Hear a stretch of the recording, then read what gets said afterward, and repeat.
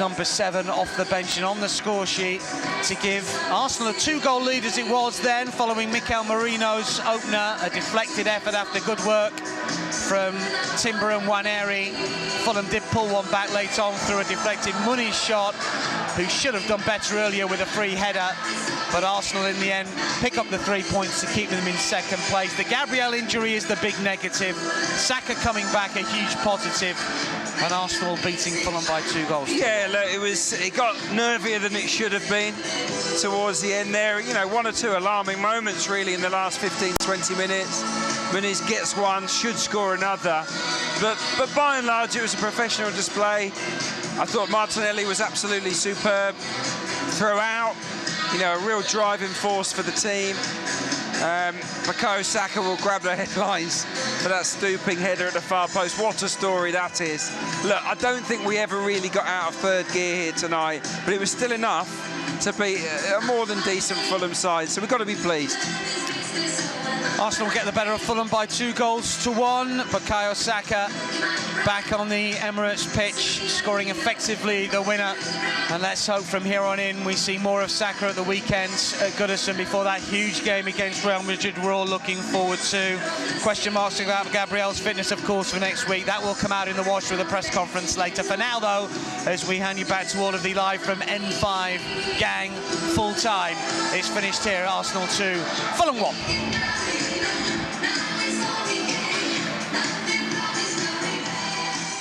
Thank you, guys. Lovely work, as always. All right, there we go. 2-1 win.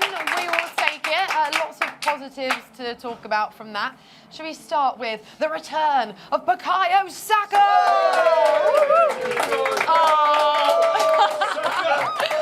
Oh, you can see what it means to him there as well. Lovely moment when Bukayo was coming on the pitch. I mean, Emirates Stadium erupted, didn't it? Everyone was on their feet, so excited to see him, as we were. Theo, I mean, we'll talk about his goal, because a certain someone predicted that would happen. Not exactly the boldest shout in the world, to be fair, but so nice to see him back on the pitch for Arsenal and, of course, you know, producing some magic, right? Yeah, do you know what? It's the energy he brings to just people and the excitement when he's on the field. Even when he was warming up, just everyone just loves him being part of it again. And as well, you could just tell by his reaction on the bench with the guys, everyone's just a bit happier when he's around. And then, yeah, you get this reward, but not just hanging on the sideline, like I sometimes would, touching the white chalk. But yeah, but Martinelli tonight, brilliant. Oh, like, yeah, so Bukayo will good. get all of it. I get it, he will, but Martinelli was, exceptional. Really was. I mean, for Bukayo's goal, should we talk about that straight away? So, a bit of context. Theo, you and I are sat there.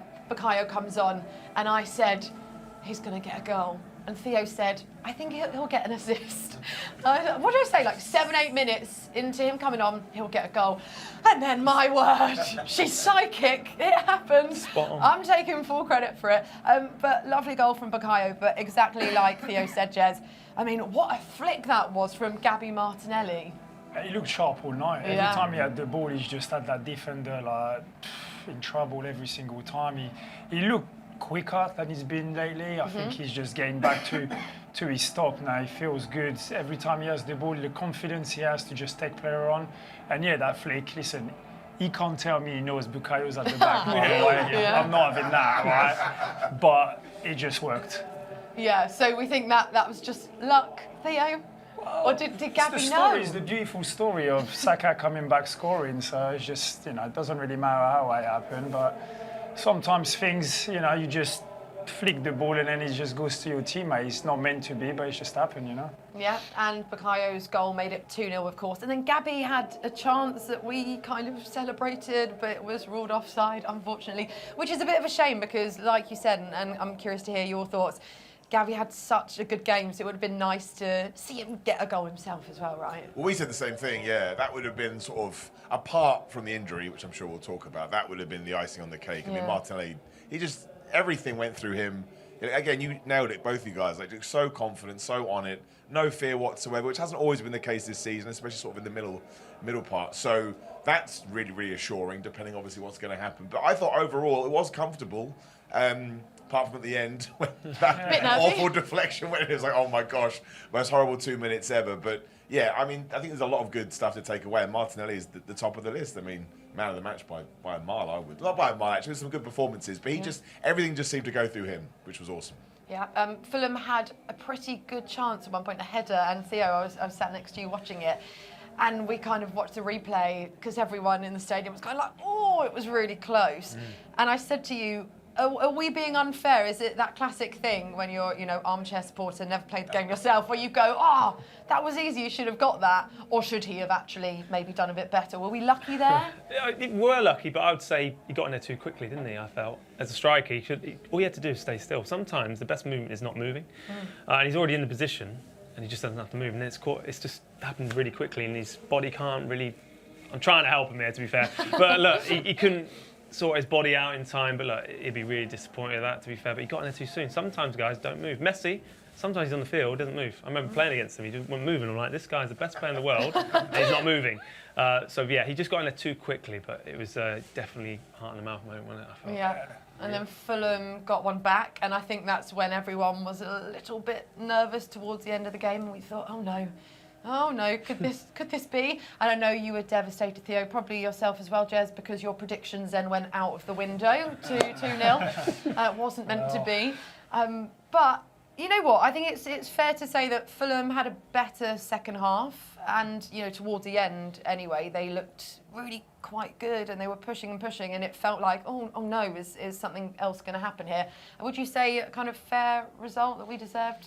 2-1 win? Yeah, I think you could tell even when Fulham scored, Mikel was watching, he was just trying to get the fans just to come on, we need you for this next 5 minutes, because it was hanging on. It was.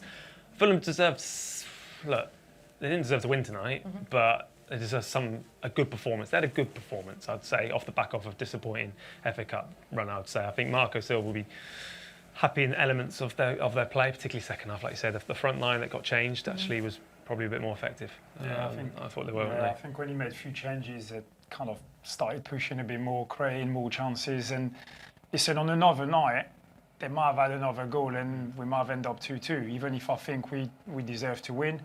But sometimes football is, you don't get what you deserve. And I think Fulham did create some quite good chances and could have had another one. Yeah, listen, a lot of positives to take from tonight, particularly seeing Bukayo Saka and him getting on the score sheet. Of course, Gabriel going down with an injury, being taken off. We have no update here yet. We don't know what's happened. But hopefully nothing too serious, guys, because obviously we know how important Gabriel is for this Arsenal squad. Just called it. When you put your hand up as a player, you know you've done something. You called it, didn't you? Listen, when you don't even try as a player, you always want to try. So when you don't even try and you go down and call for the physio and come off straight away, it's not a good sign. But I must say, I don't know what you think, but I remember getting injured and then being out for a long time for hamstring, whatever.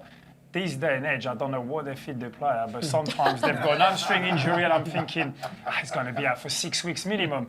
2 weeks later, he's back. And I'm like, what? How did he manage to get fit so quickly? So fingers crossed, it might not be as serious as we think. Yeah, absolutely. Next up, Everton this weekend. How are we feeling about that?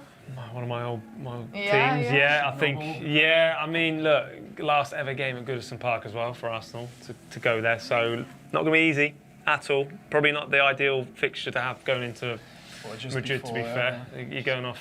Yeah, it's look after yourself, put it that way, because they're going to be up for it, aren't they? But look, again, Arsenal won't really be thinking about Madrid. I told you this before, Arteta won't be focused on that yet.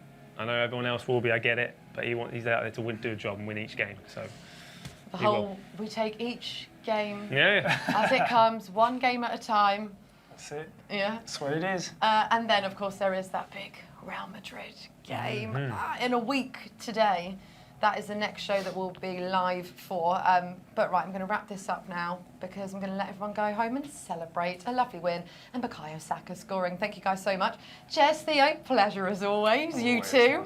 Troublesome duo. Like I said, we will be back live from N5. It's the tracksuit. It's the tracksuit doing the job. I knew there was one more tracksuit. comment coming from you, Theo Walcott. Anyway, let me do my outro, all right?